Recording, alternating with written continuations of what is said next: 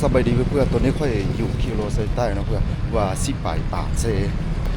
เดี๋ยวไปเปิดกันว่าอยู่ในคิโลข้างมันมีอีกอย่างเนี้ยเพื่อนเพราะว่าค่อยกับมีเวลาอีกประมาณ30 นาทีแล้วก็สิคือลบละค่อยสิพาเพื่อไปทัวร์คิวไซเหนือเด้อเพราะว่าค่อยกับ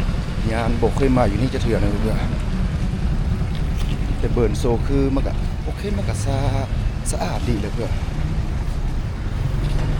แล้วอยู่นี่คนมากันหลายปีพิเศษมาหลายกว่าคิวไซเหนือเลยเพื่อนเลยนะตอนนี้ก็มาฮอดอยู่หน้านี่แหละประตูทางเข้าค่อยก็ซื้อปีไว้แล้วซื้อเมื่อกี้ซื้อผักออนไลน์เพื่อนแล้วอยู่นี่คนฝรั่งมันหลายเพื่อนส่วนหลายก็เจ้าไปปาดเซเต็มเลยเหตุบอกก็คือสถานีรถไฟค่อยบอกก็เหตุที่เป็นมันสะอาดแบบนี้เนี่ยอยู่ใน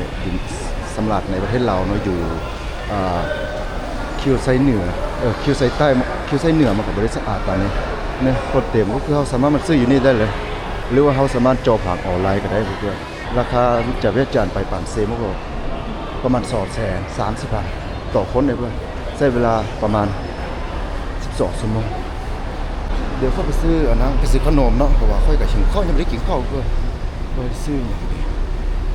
ติดไม่ติดหนึ่งกินระหว่างทางนะเพื่อนซื้อข้าวจีไปซื้อเล่นไป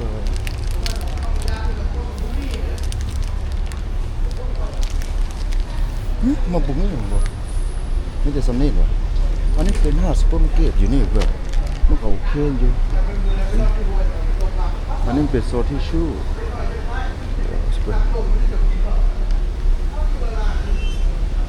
ฝั่งนี้เป็นฟ้าขนมเพื่อนแล้วก็เซฟูน้ำพวกนั้นนี่เป็นคอ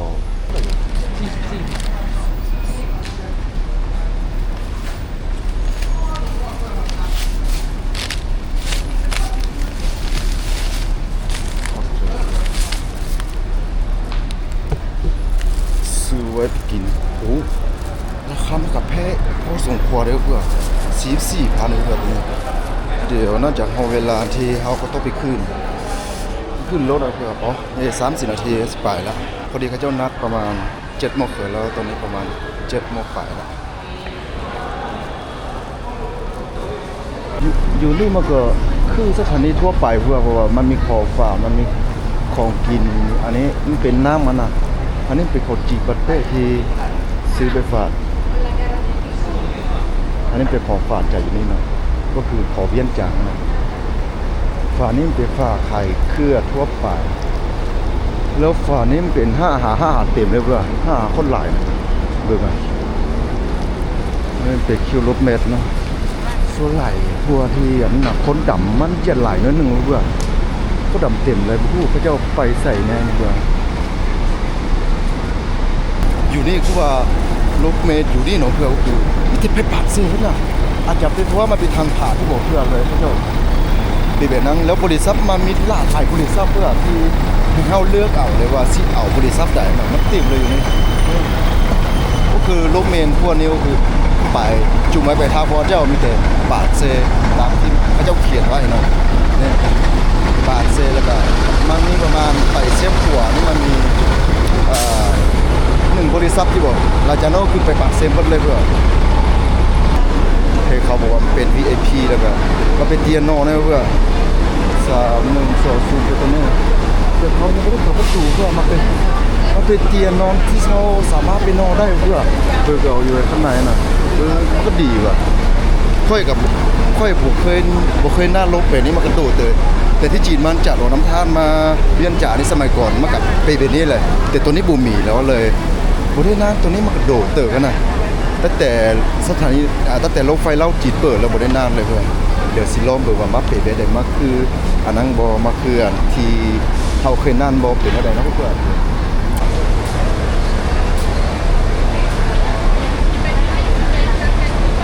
เบิกที่พระเจ้ากำลังสิขึ้นรถเพื่อนสบายเบิกพระเจ้าบอกว่าเขาจะไม่ขึ้นรถ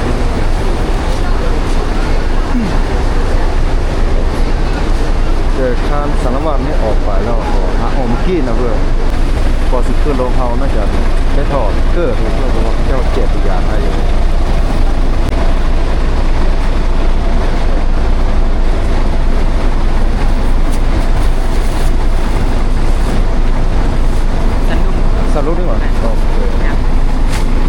เวลาประมาณจัดชั่วโมงไปปักเส โอเคป่ะประมาณ7 โมงอ่ะ เจ็ดชั่วโมงเช้าอ่ะ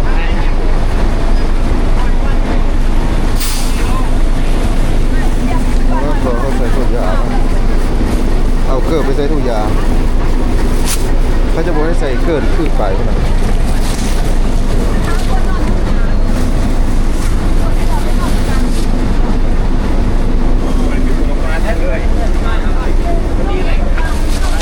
สร้างลุงหมอ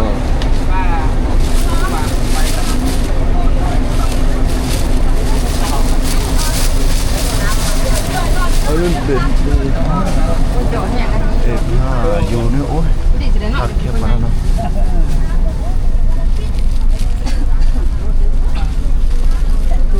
โอเค sorry FC เนี่ย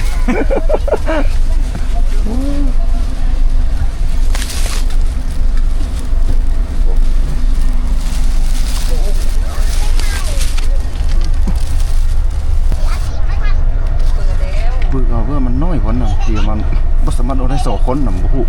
สิไปได้เอาโทษไปกันนี่ไปจะเอาพวกผมไปให้มาสิอยู่ได้บ่นี่เกิดไปใส่มึงบอกว่าเพื่อนเล่นดูคืออันนั้นมาแต่นั่งท่าไปเวียนจันทร์ตอนนั้นมันเทียมเลยมันใหญ่แล้วก็ทานยามากกับใหญ่ขนาดอันนี้ไปแค่มันอยู่ก็ได้นะบ่ฮู้สิไปฮอนได้บ่ได้ว่าเป็นมันยืดอยู่ได้ตอนนี้รถสิออกแล้วเพื่อค่อยกับบ่สามารถที่ไปถ่ายได้เนาะเพราะว่าอยากรบกวนเขาเจ้าแน่เพราะว่าเขาเจ้าสินอนนะเพื่อเลยเขากับอีกก่อนแล้วก็เดี๋ยวสิถ่ายให้เปิดต่อที่เขาไปกินข้าวนะว่าไปกินอยู่ไสแล้วก็มีหยังกินในตอนเดินมาเนาะตอนนี้ขอนอนก่อนเด้อนอนยาวไปแล้วเพราะว่าค่านี่ก็มีคนนอนได้แล้วก็เตียงมันก็น้อยเติบนะเพื่อมาบ่สามารถที่เฮ็ดอีหยังได้ตอนนี้เพิ่นกำลังสิ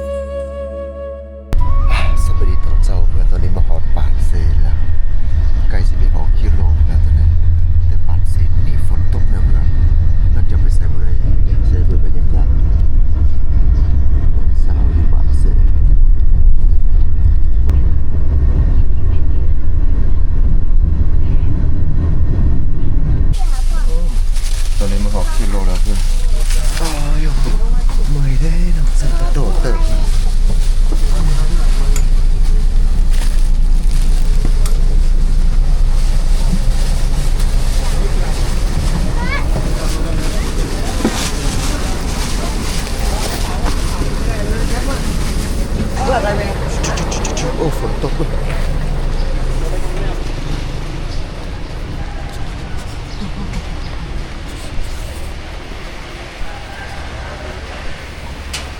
โอ้ฝนตกเพื่อนไปใส่บ่ได้คิวรถเขาเจ้ามาจอดบ่เวคิวรถนั่น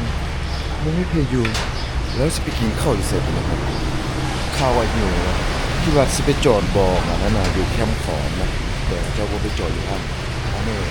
กับบ่ได้แต่มันเป็นแคมป์ขอนหรือว่าอ๋อเขาเจ้ามาจอดบ่อนะบริษัทของเขาบริษัทของเขาอยู่นี่มาเป็นรักษากับพี่จีรถเมล์ตัวนี้มาแหละมาขั้นที่เป็นน้อยแล้วครับมานอนตัวแรกนะเพื่อนก็คือเลยไม่คืนยังไม่ได้นอนใช้เวลามานี่ก็คือประมาณ12 ชั่วโมงเต็มๆแล้วออกรถแต่มื้อเช้าออกรถแต่เมื่อคืนประมาณ8 โมงมาฮอเพกประมาณ7 โมงพอดีนะโอ้คนเมื่อยแล้วพอมาฮอแล้วฝนตกเพื่อไปใส่บ่ได้ตอนนี้ แล้วอันนี้กับบ่ได้แมงคิวรถเลยบ่ฮู้สิไปกี่เข้าอยู่ไสแล้วบัดนี้แล้วค่อยก็บ่แน่ใจว่าอยู่นี่บ่ได้เดี๋ยวสิรอใช้บริการของเจ้าหรือว่าโลกาหรือว่าแอปนั้นสินท่านสิมีบริการอันนี้บ่ท่านบ่มีก็คือไปแล้วก็น่าจะใส่ได้มาหอปัดเซแล้วก็ไปใส่บ่ได้เพื่อเดี๋ยวไปกินเฟออยู่ข้างๆนี่ก่อนหิวข้าวแต่เช้ายังบ่ได้กินข้าวแล้วก็หาอาหารมันก็มันบ่เปิดนะเพื่อนมีแต่ห้าเฟอห้านเดียวนี่เขาเจ้าเปิดกันนะกี่เฟอเอา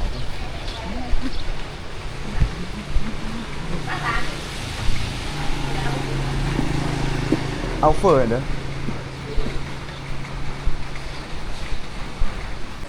อาหารเช้าอยู่ปัดเซ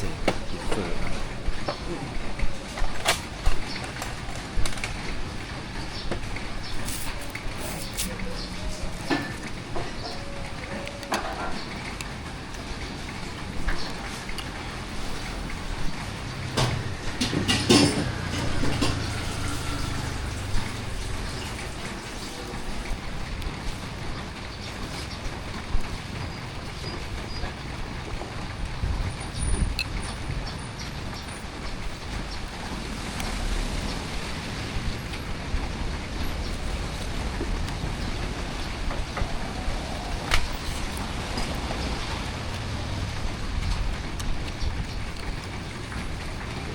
เราจะกลัวเข้าไปท่านอีกรูปเมนบนมาอ๋อแม่แล้วตัวนี้แต่เศร้ารถจักรอยู่นี่สมาเศร้าได้สบายดีไอ้มันเศร้ารถจักรเนี่ยครับเป็นคนเราเศร้ารถจักรได้ปะบุ้งทดวาง ผมไม่รู้ว่า แมน แถวนี้มีห้างให้เศร้าปะ นี่นี่ห่านอยู่บบมอไฟแดงห่านหนึงแล้วก็ห่านหม่ำมอเตอร์ไบค์อยู่แบบนั้นแบบนึงจะอยู่แบบนั้นประมาณ300 เมตร 300 เมตรโอเค แมน คนเราเศร้าได้อยู่เนาะ แมน โอเคเข้าใจได้เลยมันก็มีคนมาเที่ยวพอสมควรได้เพื่ออยู่นี่ก็ห้างนี้มันกับบุมีแล้วเบิดแล้วรถจักรนั่นน่ะเศร้าเบิดแล้วเดี๋ยวรอไปตามที่เขาแนะนำเบอร์ว่าเป็นแบบเราบอกว่าห้างนี้สามารถที่แบบคนเรามันก็เศร้าได้ แต่ถ้าสิให้เฮามันจำเลยประมาณ10 ล้านมันก็ไปบ่ได้บ่เพื่อเพราะว่าเฮาก็ไปขึ้นอยู่แล้วอะนะอีกอย่างนึงมันแบบค่อยก็บ่ค่อยไว้ใจเรื่องพวกนี้นะ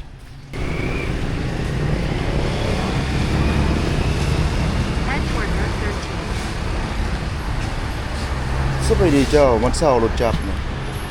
แม่ล่ะแม่แต่มันจำเงินมันจำเท่าไหร่อ่ะ15 ล้านต่อคันว่ะเอาเฮาสามารถที่แบบมันจำไว้พาสปอร์ตหรือว่าจำตัวก็ได้หรอบ่ได้โอ้แล้วอันนั้นมือแล่นประมาณ3 โมงเอาพาสปอร์ตของต่างประเทศมันจำได้บ่ตอนนี้ห้ามจำเป็นพาสปอร์ตของค่อยได้แล้วก็ประมาณ3 โมงค่อยสิเอาพาสปอร์ตของมือมันจำอีกเทื่อนึงนะเพราะว่าพาสปอร์ตของมุมเป็นของต่างประเทศบ่แม่นตอนนี้ห้าเรากำลังข้ามมันจากประเทศไทยเราสิได้ไปทาง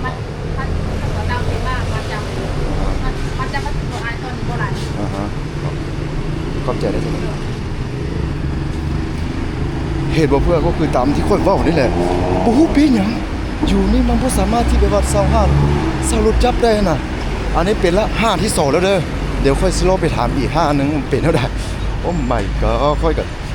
คิดหยังบ่ออกเด้อเป็นแบบนี้นะ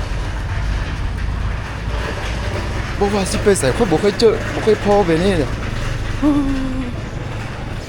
ครับอีกคนลาวเนี่ยบ่สามารถที่เซารถจับได้เพื่อก็ต้องมันจำเงินประมาณ10 ล้านลูกคิดเบิ่งมาจำเงินแล้วก็มันจำพาสปอร์ตมาจำบัตรประจำตัวค่อยก็พูดกันได้ปีหยังแล้วครับเป็นคนต่างชาตินี่สามารถที่แบบว่าจำพาสปอร์ตกันแล้วซั่นน่ะเขาเจ้าเว้าครับเป็นคนต่างชาตินี่มาไปใส่บ่ได้แต่ครับเป็นคนลาวนี่ก็คือเราจัดไปซั่นว่ามันก็สามารถที่แบบว่าเบิดได้เนาะหมดตัวไปก็นี่มันก็สามารถที่แบบว่าเขาเจ้าก็นำเฮาได้อะน่ะค่อยก็ยอมนะ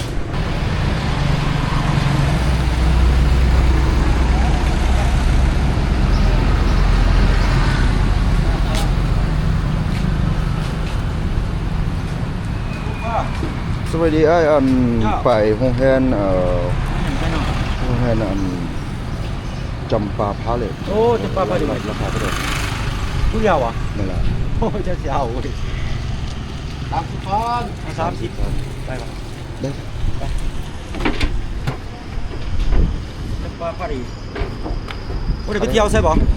มื้อนี้บ่ไปแล้วมื้อนี้เอาไว้มื้ออื่นก่อน จ้าไปเที่ยวใช่บื้อนี่ มื้ออื่นนี่สิไปอันนั้นสีพระดอนที่บ่ โอ้โหที่สื่อทั่วอยู่ สิว่าอยู่นี่บ่ สื่อทั่วเพราะว่าเขาจะสาว อ๋อ ออกมาลอนเดท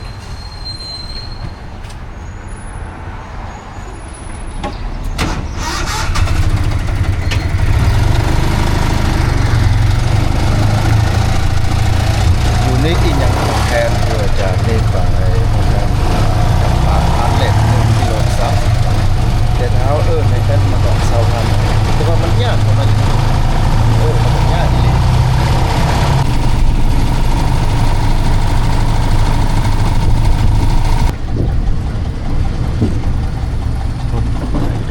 ฮะ โอ้ยนี่ป่าใหญ่ อยู่ใส่ โอ้วัดโจเพชร วัดโจเพชรไก่บ่ 8 กิโล เอาเป็นอย่างอยู่นี่คือคนลาวหันเป็นเซารถจับบ่ได้บ่ คนขบวนคนหน่อยเซาคนเมืองร้ายได้ยังเอาหินขวดไล่ผ้าเขานี่นะผ้าดวงใหญ่สูงผ่านพูดตะลักไฟฟ้าพุ่นโลกว่าสูงกว่าอีก พอดีเมื่อกี้ไปถามอยู่ห้าเซารถจับหัน คนหน่อยเซาเลยก็จำเงิ เขา น เจ้าว่าวันเซาล่ามซั่น หลายโพด จ้า โอเคเข้าใจเด้อ จ้า เบอร์ก่อนนั้นมื้ออื่นห้ามไปสิบดอนไปสิบดอนกันมาแล้วถ้ามีเวลาก็สิเที่ยวอยู่นี่เลยก่อน จ้ามาแต่ไสนี่ มาแต่หลวงน้ำทาพุ่น โอ้โหมาเดียวผู้เดียว มากับหมู่ยังบ่ได้มาฮอดเลย โอ้โห ประมาณ2โมงที่บ่เรามาฮอดเข้าใจเด้อ ขอบใจที่กัน โอเคเพื่อถามคนท้องที่อยู่นี่แล้วเขาเจ้าบอกว่าคนเราววันเสาร์บ่ได้วันซันจัดบ่ฮู้เป็นอีหยังเขาเจ้าบอกหั่นถ้าคนเราไปเสาร์หั่นก็ต้องมาจำเงินหลายคนนะมันก็พอสมควรที่เฮาไปถามเมื่อกี้เนาะมันก็ให้อีเลยบ่ขาดเสาร์ละก็ย่างเอามันก็ได้แล้วก็เขาบ่ให้เสาร์นะครับเดี๋ยวไปเซ็นเองก่อนโอ้โหแหนมันหรูอีหลีเพื่อนเบื่อมันใหญ่อลังการเว้ย